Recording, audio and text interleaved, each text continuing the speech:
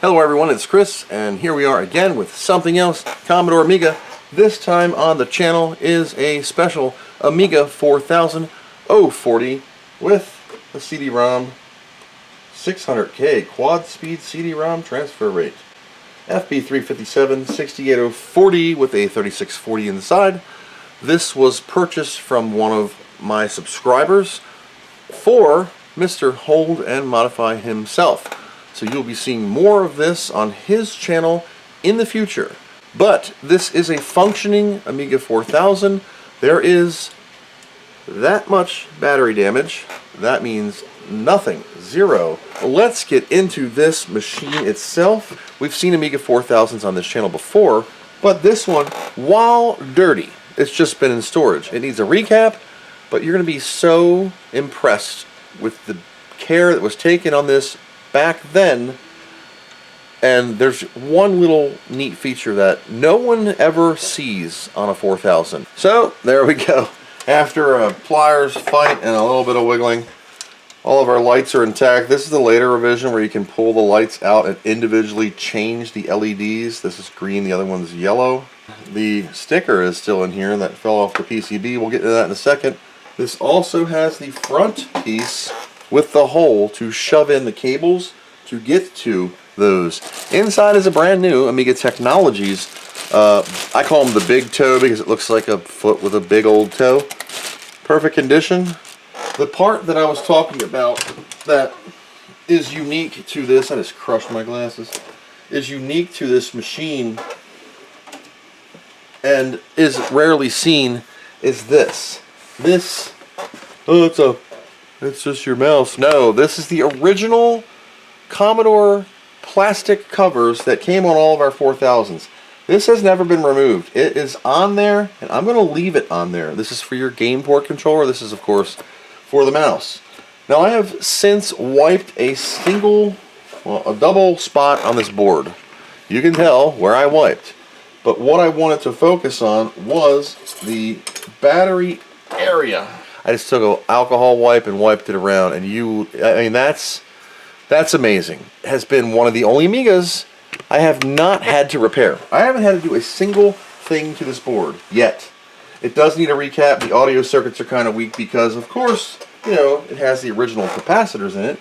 We'll discover more of that as we get into it. They don't appear to be leaking, but there is a lot of dust, and that's a good thing because severe dust can actually absorb any electrolytics that come out of these caps. There's not a lot of content in them, but they can still do some damage to circuits over time. We're going to get them out, and for that, today, we're going to be using Lorena Bobbit. She's going to be helping us out in our capacitor removal.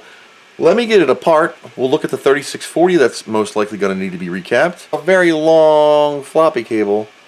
That's long. You could wear that as a belt. Bingo, 3640, 105, 106, 107 are in the correct silkscreen way, which is the incorrect way. So this will need to be recapped. This is missing one thing. That is the hard drive plate, and it has an incorrect screw in it, so it causes mounts. They should be flat mount screws like this one.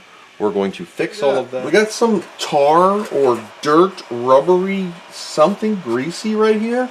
It's greasy. Some general dirt and debris in the bottom of the case. A couple drops of what could be condensation. All the openings have a surface rust around them. Skynet Electronics Hong Kong. There's nothing here on the bottom bed. She's in really good condition. Look at that shine for never being out. So here we're going to use Lorena Bobbit. How do you use Lorena Bobbit on a capacitor? What you want to do is please don't twist these off, and you can hot air solder them off. If you can, just go in and snip them quick, right? The aluminum cap has been removed. You have nubs. Cut these nubs off. Why? Because that will make removal of the plastic piece so much easier. Then you have your crusty cap. Rubbing alcohol on a cotton swab.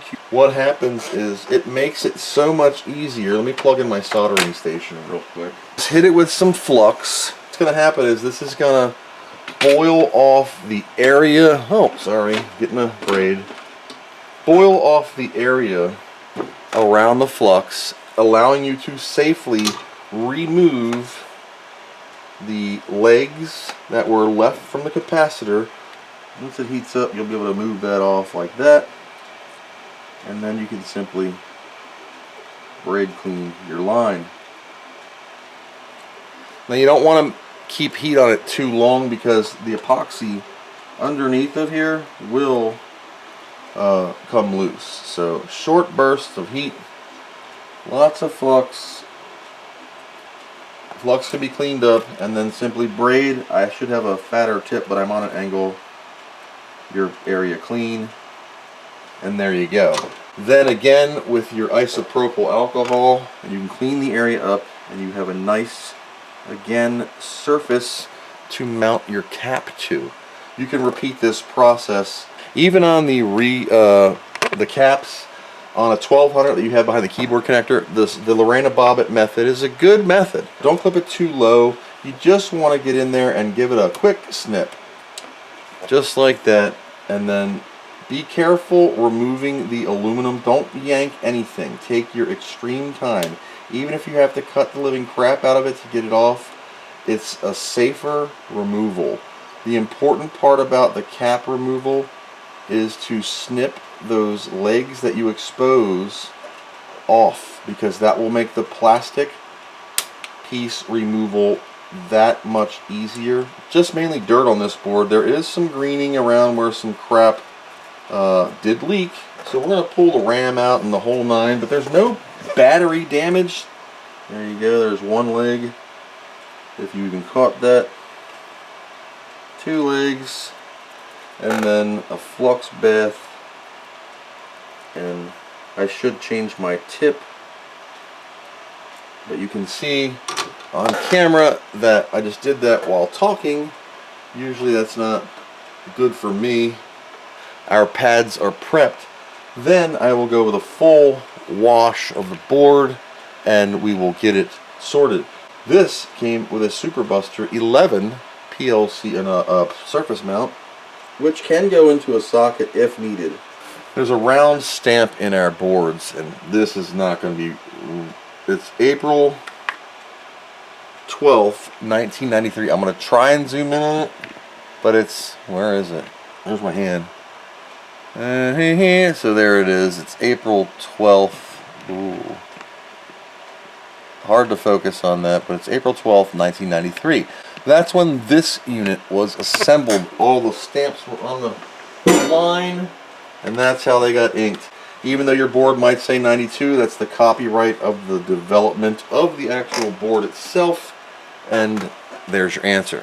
So I'm not going to bore you with a recap. You've seen me recap many boards many times, mainly through holes, but that is a quick tip for service mount. Go in, Lorena Bobbit, peel off your aluminum, snip the nipples down really low, and then the plastic piece will come off just fine, giving you greater ability with those pads. Just remember, use Lorena, channel Lorena. Snip those things off, and then you can use a pick or something small, and the plastic piece just pops right off in your hands, and you're left with two clean pads. No twisting. No twisters, okay? No twisting. Use Lorena Bobbit. It is currently 12:20 p.m. I wanted to show you something real quick. I did go all Lorena Bobbit on the capacitors here in the audio section. I will hold this in my hand, but the audio circuit here, as you can see, is super crusty. But if you go Lorena, you can get them out with both of their legs intact. So I'm going to show you this as a before, and then I'm going to blip to a clean surface with the legs removed, and hopefully we'll survive. Still a little bit of IPA on the board, but you can see that it came out nice. The pads are clean, and the Lorena Bobbit method works. Do you see how these are still up and these are not? This will basically pop right off because there's nothing to hold it on. If I were to attempt to pull this up, it would get stuck on these exposed teats and you wouldn't be able to get it up. So a quick clip, 1, 2, get her low. low as possible. Doing it live. And then this should literally just pop right off, see?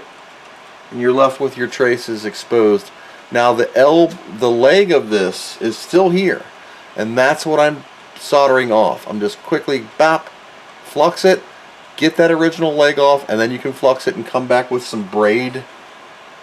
Come back with some braid and clean the area, and you'll end up with stuff like these nice pads. And so I hope that little soldering tidbit, or even removal, can help you out. Don't be afraid of SMD. It is a little bit different if you're a through-hole guy like myself. And 90s tech. I'm great at 90s tech. New stuff, I can't see it. You got like the whole daggone thing. It's as big as a pinky nail. Can't do that. But you can do these. They're no worries. Through holes, I do still go through the bottom and clip them out. Not clip them out, but I shorten their legs up as much as possible to help removal. And that always seems to help me with a SMD through hole removal plane. You'll just pop right out.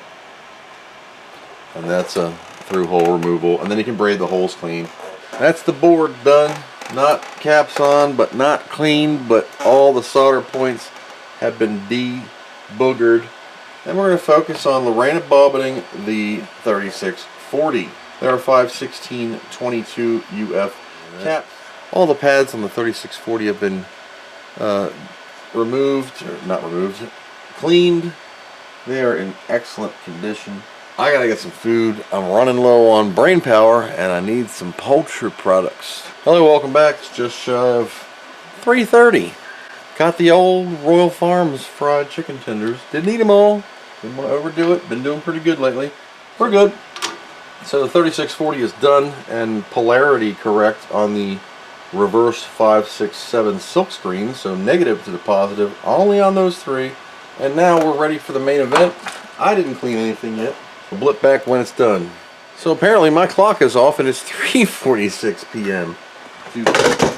Whoops. Well, we'll fix that later. Okay, so with that and a new battery, we're cleaned. Now while I was fixing Kevin's board, I was 3D printing the hard drive brackets in Jessie PLA, because that's what's in the thing. I'm going to clean these up. These are the hard drive brackets for the top to allow you to, actually it's like this, to allow you to install hard drive. So I cleaned up like barely at all. Just scooted everything out of the way. I grabbed my Amiga kit A4000 ATX power dude with a little switch. It's on a Memorex power center, which I'm turning on. I just had it on and bumped it off. I have not put a battery in it yet because I have to find out where I put them. And, whoops, don't need any of these cables. What happened? What was that? I think I'm still recording. So here we go. Hitting the button. Flash floppy. If this works, I'll get a 3.2 ROM. There's the beep. There we go. So, ta-da! Amiga lives again. I'm going to boot Amiga test kit on ADF from Keir Fraser. I will need to see if the op amp is a little better. How do I plug it in? Plug it in incorrectly. Flip it over. That's incorrect. Then flip it back over and it works. The right thing. Make some room for your mouse. Audio. Much better. Oh, yeah, listen to that. Very loud op amp. Sounds really good. It's overpowering my voice even. New caps work wonders for audio circuits. Our clock is a functioning. So there we go. That is motherboard wise on here. The 3640, the motherboard, and the daughter board, and all the goodness have been recapped. And then we're going to move on to the case. Okay, so I said I'm starting on the case. Here's the case so far. I wiped it out. It had this big rubber tar something in here. It is still actually in the corner up here. I'm working on getting that out. And then I'm going to mask it off, and she's getting a fresh aluminum bath. I've noticed there's two holes in the back right here that usually aren't there. So there's nothing I can do about that. But I'm going to mask off this and the original port sticker, and then we're going to spray her nice. I got new feet for the bottom. We're going to clean all this mess up and make it what it's supposed to be. I'm going to oil this camera one day. I've been spending the last part of a couple hours sanding this down. It had a couple rust spots in it, and all around the perimeters of the holes. I took this power supply apart so I could check its internals because the fan looked way too clean for an Amiga 4000. And it has different cables. Different cables as in it has been spliced in to a long 4000 plug. And it's a newer plug. It's not like the original dark Bakelite looking plastic red thing. It's a different power supply board. And it's like elevated because it's too long, and it's I isolated it with a plastic non-conductive bag to give it something on the bottom in case it was to be dropped and did not work. This power supply is fully functional and it has been recapped already, so that's great. I'm gonna give her a spray job. That's why I wanted to take it apart. It's got etched in fingerprints. I also blinged out the 3640 with some heat sinks. So here we are in hands-free mode. I'm not the best filmer, as you know, but I just wanted to show you some tidbits on the power supply here. So I'm taking the power supply apart to do a full sand and paint. I have the guts of the power supply and case out. Someone thought it would be a wise idea to put a SAE threaded something with 10 mil normal bolts for the grounds. Also, this is not a 4000 power supply. This is a, I don't know what it is, PC power supply that has been spliced. There's some extra leads here, and yeah, there's a 220 110 switch in there for America.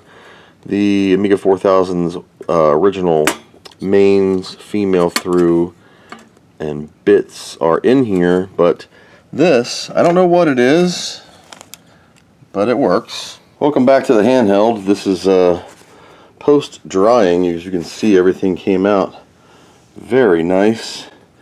Case innards, bottom. Now I have to wipe off some overspray. There is some tape, so I didn't damage any of the original stickers. I'm going to give it a overspray wipe off and a final cleaning here, and then we'll start reassembly. There you go. One fresh 4000D case. Turned out really nice. I almost forgot to mention, new felt feet on all four corners. Handheld Chris again. The power supply is all done. I gotta wipe some fingerprints off of it where I touched it and rubbed my hand on it, but you know, here she is, brand new fan. Like I said, this is not the original power supply. It's been changed out for some other board that kind of sits weird, so I isolated it with plastic underneath just for protection and zip tied the wires so they don't pull out too far. I went and got some M3.50 pitch, which is the Amiga 4000, and I picked myself up some more M470 pan heads. All of the screws on a Amiga 4000 are M3.50 pitch.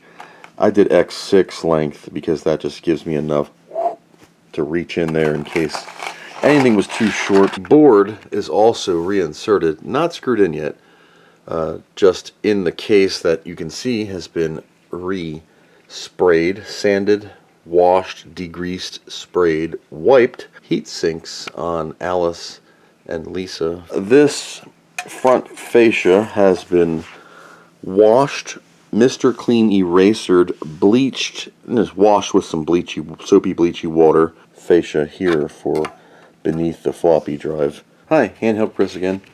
The board is in. We got all new hardware and all new machine screws and all the silver niceness. Here's the board. I got the plastic bits in for the 3640. Hey, Chris Handheld one final time.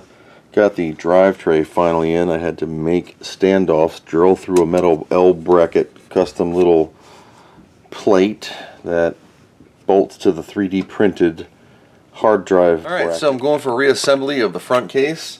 I just put the front faceplate in. You can see she's nice and sort of white. It's not the whitest, But it's way whiter than it was because that's the color it was, same as the floppy. I'm not touching that because I didn't want to take it out. Okay, the original ferrite bead of stupid is back in. Low-high. Install 3.2.1. Alright, remove our disk and click proceed. Alright, so this is Amiga OS Workbench 3.2.1 here. The paint sounds good. See if I can draw my smiley face. Yep. So there we go. Amiga OS 3.2 on a restored Amiga 4000 for Mr. Kevin Holden Modified. I hope this was an interesting, quick, for me-ish restoration. New caps, heat sinks, a clean battery, sand prep, cleaning the case, spraying her down, fixing any issues. Compact flash to IDE, original CD-ROM, high density floppy, tested off camera, works fine. Beautiful sound with a recap. That's what she looks like with her lid on, lights, everything's totally functional. That is all I got. Thank you for coming along on this journey, Mr. Kevin. I hope you enjoy your 4000.